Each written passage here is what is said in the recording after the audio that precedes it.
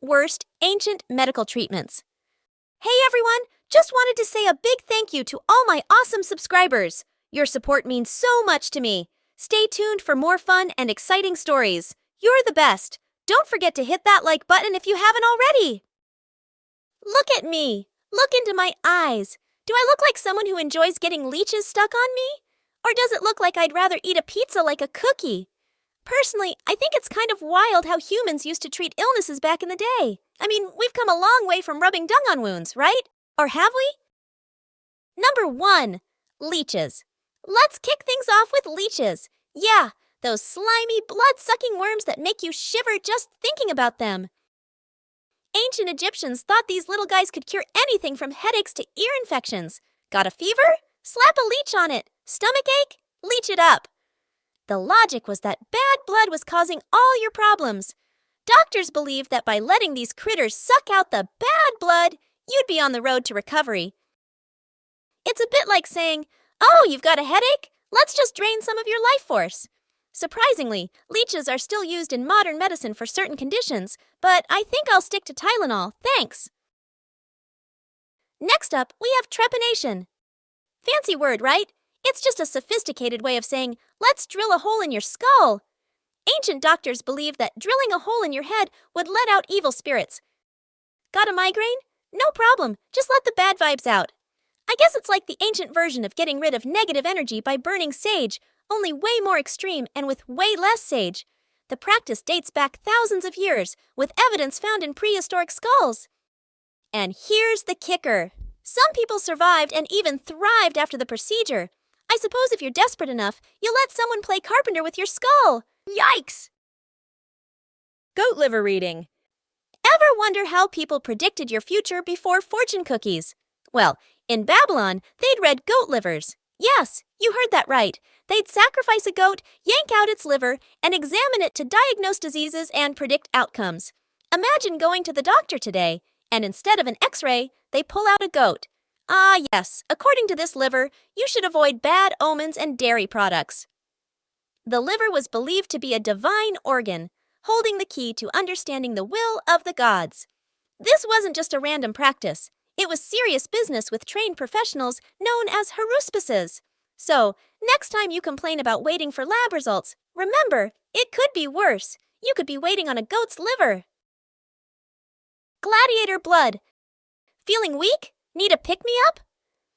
Ancient Romans had the perfect solution. Drink gladiator blood. The idea was that by consuming the blood of these mighty warriors, you'd absorb their strength and vitality. It's like the original energy drink, but with 100% more gore. After gladiatorial combat, people would rush to collect the blood, believing it had curative properties, especially for epilepsy. Besides, who needs Gatorade when you've got Gladiator Aid? It's a wonder people didn't end up more ill from the practice. But hey, ancient times were all about trial and error. Crocodile dung contraceptive. Ladies, tired of traditional birth control methods? Ancient Egyptians had you covered with a revolutionary method, crocodile dung. Yep, they used crocodile poop as a contraceptive. They'd mix it with sour milk and insert it like a pessary. The idea was that the acidic properties would create a hostile environment for sperm.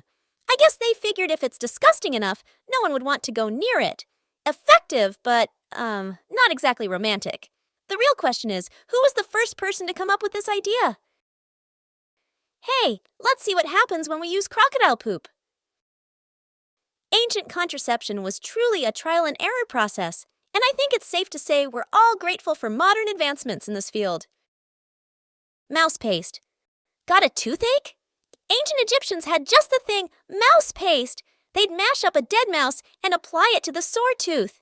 Because nothing says relief like rodent paste, right? On the bright side, if you got hungry, you had a snack ready to go. Oh, who am I kidding? That's gross. The theory was that the mouse's natural oils and fats would help alleviate pain and inflammation. Imagine going to the dentist and instead of Novocaine, they pull out a dead mouse. Don't worry, this will numb the pain. While it's easy to laugh at now, it's a reminder of just how creative and desperate people can get when they're in pain. Toothpaste never sounded so appealing. Urine therapy. How about a nice cup of pee to start your day? Ancient Romans believed urine had medicinal properties and used it as a mouthwash to whiten teeth. Because who needs Colgate when you've got Pee-gate? Brushing with baking soda doesn't seem so bad now, does it? They thought the ammonia in urine was a powerful cleaning agent. Roman philosopher Pliny the Elder even wrote about its benefits. And it wasn't just the Romans. Urine therapy was practiced in many cultures. It's like the original DIY health hack, but one that I'm perfectly happy to let stay in the past. If someone ever tries to sell you on the benefits of urine therapy today, just smile and say, "I'll stick with my fluoride toothpaste, thanks." Deadly nightshade. Feeling a bit under the weather? How about some belladonna, also known as deadly nightshade? Ancient Europeans used it to dilate pupils and as a pain reliever. Just a tiny problem. It's highly toxic. But hey, beauty is pain, right? Literally, in this case. The name belladonna means beautiful lady, and women used it to achieve that dreamy, wide-eyed look. However, the risks were significant, including hallucinations, delirium, and even death. It was also used medicinally for muscle spasms and as an anesthetic.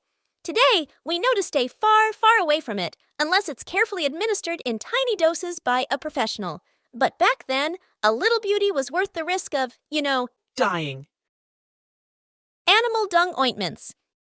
Ancient Greeks and Romans weren't shy about using animal dung in their medical treatments. They believed applying various animal excrements to wounds and infections could heal them. I guess it's like a mud mask, but with way more poop and way less relaxation. They used dung from dogs, cows, and even humans. The idea was that the dung would draw out infection and promote healing. They'd mix it with other ingredients to make it less, pungent, but still. Imagine going to the doctor and they prescribe a cow patty. Just rub this on your wound. You'll be fine. It's a testament to how desperate people were for remedies and how far they were willing to go. Corpse medicine. Finally, we have corpse medicine. In medieval Europe, it was believed that consuming parts of a human body could cure various ailments. Feeling weak? Drink some powdered mummy. Got a headache? Try a bit of human skull. They thought the spirit of the deceased would heal the living. The practice, known as mellified man, involved preparing human remains in honey or sugar, which were then consumed as a remedy. It was believed that the powerful life force of the deceased would transfer to the living. I'm just glad we have Advil now. Sure, it's not as mystical, but it's a lot less likely to involve consuming your ancestors. So, the next time you're feeling under the weather, just be thankful we've moved past the days of leeches, mouse paste, and corpse medicine. Modern medicine may not be perfect, but at least it doesn't involve drinking gladiator blood. Or at least, not yet.